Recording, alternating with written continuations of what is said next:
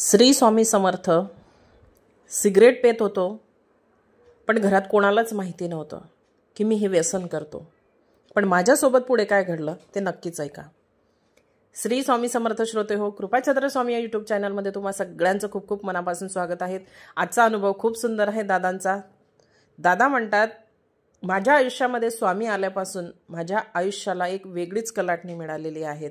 मला प्रत्येक वेळी प्रत्येक अडचणीमध्ये स्वामी महाराजांनी मला कसं तारलेलं आहे ते मी तुम्हाला अगदी थोडक्या शब्दात मला सांगायचं आहे, असंही ते दादा म्हणतायत. ते दादा कुठले आहेत ते नक्कीच आपण जाणून घेण्याचा प्रयत्न करूया. निखिल जोशी असं त्या दादांचं नाव आहे. ते दादा चाकण येथून आहेत आणि त्या दादांनी त्यांचा एक सुंदर असा अनुभव आपल्याला सांगितलेला आहे. दादा म्हणतात, मी जेव्हा रूममध्ये राहायचो, म्हणजे शिक्षणासंबंधी ज्या वेळेला मुलं राहतात त्यावेळेला ती रूमवर असतात, हे आपल्यालाही माहिती आहे. आणि हे दादा तेच सांगतात की माझा जो अनुभव आहे तो खूप वेगळा आहे. इरादे लाखों बनते हैं और टूट जाते हैं, अक्कलकोट वही आते हैं जिन्हें स्वामी बुलाते हैं. किती सुंदर वाक्य त्या दादांनी आपल्याला सांगितलेलं आहे. आपणही नेहमी हे वाक्य ऐकत असतो. दादा म्हणतात, ह्या वाक्याने माझ्या आयुष्याला खूप मोठी कलाटणी दिलेली आहे. आणि पहिल्यांदा अक्कलकोट येथे गेलो तेव्हा वाचले आणि तेव्हापासून स्वामींबद्दल माझी श्रद्धा वाढतच गेली. मी तेव्हा रूम करून राहत होतो पुण्याला.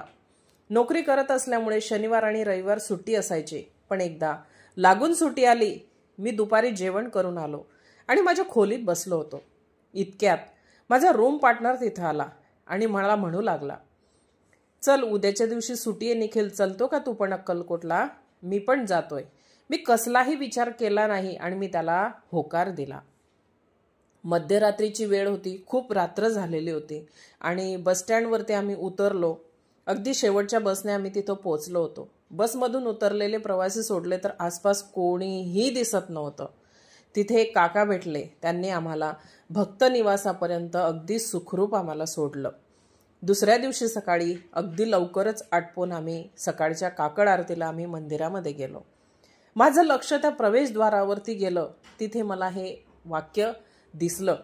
नंतर आतमध्ये गेलो दर्शन घ्यायला. दर्शन घेतल्यानंतर मला तेथील पुजारी महाराजांनी स्वामींच्या चरणावर जी फुलांची माळ होती ती माळ अगदी अलगद उचलून माझ्या हातात दिले.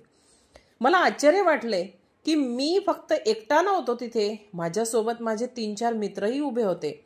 पण ती माळ त्यांना न देता स्वामींनी मलाच का दिली असावी? माझ्या मित्रांनाही तो प्रश्न पडला.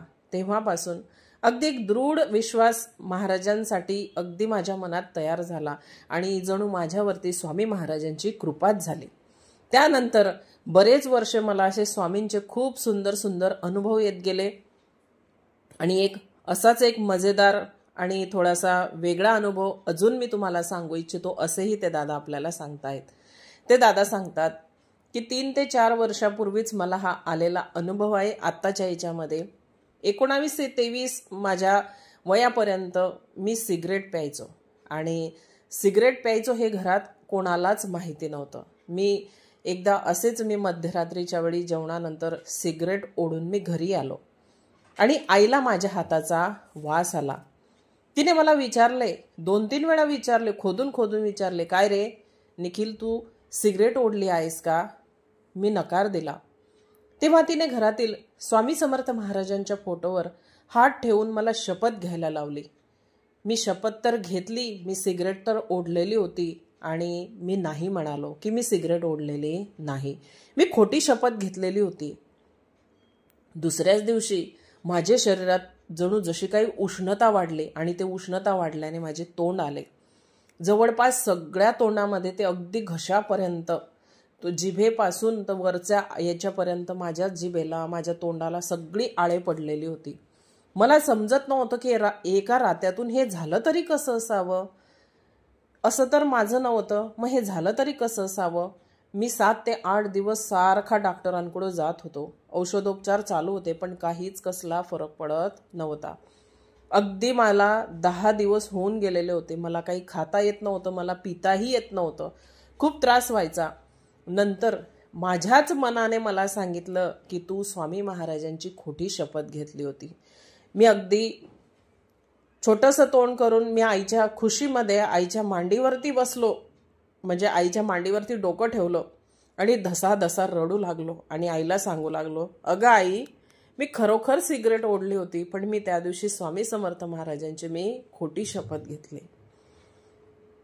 ज्या वेळेला माझ्या मुखातून हे शब्द आले की मी खोटी शपथ महाराजांची घेतली, त्यावेळेला आईच्याही डोळ्यात अश्रू आले की तू माझ्या स्वामी महाराजांची खोटी शपथ घेतली, असं करायचं का? त्यावेळेला तिने मला खूप मोठ्या मनाने तिने मला क्षमा केली आणि तिने सुद्धा सांगितलं की जसं मी तुला क्षमा केली तशी ही स्वामी आपली आई आहे आणि आईला क्षमा माग, नाक घासून तिला क्षमा माग, नक्कीच तुला फरक पडेल. आणि काय विचारता, मी स्वामी समर्थ महाराजांसमोर सुद्धा मी खूप रडलो, धसाधसा रडलो आणि महाराजांना म्हटलं, महाराज, मी तुमची खोटी शपथ घेतली हो, मला क्षमा करा. मी नाक घासलं आणि अवघ्या काही तासामध्येच माझ्या तोंडामध्ये जे काही आळे होते ते अगदी जणू जसं काही मला जाणवत होतं की आता हे बरे होत आहेत. आणि 2 ते 3 दिवसामध्ये माझ्या तोंडातील पूर्ण आळे बरी झाले, जे की मी 10 दिवस सारखे डॉक्टरांचे औषधोपचार करत होतो तरीही मला फरक पडत नव्हता. आणि अवघ्या 2 ते 3 दिवसामध्ये माझं तोंड अगदी पूर्णपणे पूर्ववत व्यवस्थित झालेलं होतं. श्रोते हो, खरंच खूप सुंदर अनुभव आहे निखिल दादांचा. आपल्याला स्वामी आपल्या आयुष्यामध्ये बरेच अनुभव देतात की त्या अनुभवांमध्ये आपल्याला आपण शिकतोही की नाही स्वामी माझ्या पाठीशी आहेत. आणि काही गोष्टींसाठी आपण महाराजांची, म्हणजे जशी निखिल दादाने खोटी शपथ घेतली की नाही आई मी सिगरेट नाही ओढली, म्हणजे आईशी खोटं बोलण्यासाठी आपण स्वामींची खोटी शपथ घेतली, हे जेव्हा त्या दादांना कळलं त्यावेळेला त्यांनाही वाईट वाटलं त्या गोष्टीचं आणि त्यांनी अगदी मनापासून स्वामी समर्थ महाराजांसमोर नाक रगडलं. आणि बघा, जशी आपली आई असते ना तशीच आपली स्वामी आई आहे हो. प्रत्येक चुकांवरती ती पांघरून घालते, म्हणून प्रत्येक वेळेला आपण चुका करायचं असं नाही आहे. त्या चुकीतून शिकायचं असते की नाही मी पुढच्या वेळेला मी अशा चुका करणार नाही. आणि अगदी निखिल दादांच्या बाबतीतही तसंच झालं. दादा सांगता, आजपर्यंत मी जो काही आहे स्वामी महाराजांच्या कृपेनेच आहेत. प्रत्येक ठिकाणी, प्रत्येक माझ्या अडीअडचणीमध्ये, सुखदुःखात स्वामी माझ्या सोबत असतात याची जाणीव मला होतच असते. असो, स्वामी समर्थ महाराज निखिल दादांना असेच सुंदर सुंदर अनुभव देत राहो आणि त्यांना चांगलं यापेक्षाही काहीतरी विचार करण्याची बुद्धी देत राहो, हीच आपण स्वामीचरणी प्रार्थना करूया.